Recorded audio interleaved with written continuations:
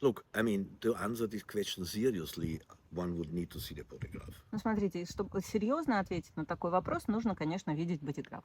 But from your description, I would assume we are talking about somebody with a pretty open photograph.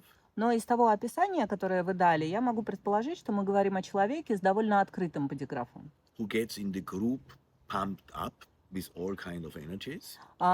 который в группе подталкивает, подпихивает вообще любого рода энергия. Then like feeling like the hero of the universe. Ну и тогда в коллективе он себя чувствует вообще вселенским героем. And if the conditioning is gone, it is like you have a balloon and the air goes out of it. It's a Но в тот момент, когда обуславливание заканчивается, человек похож на воздушный шарик, из которого выпустили воздух.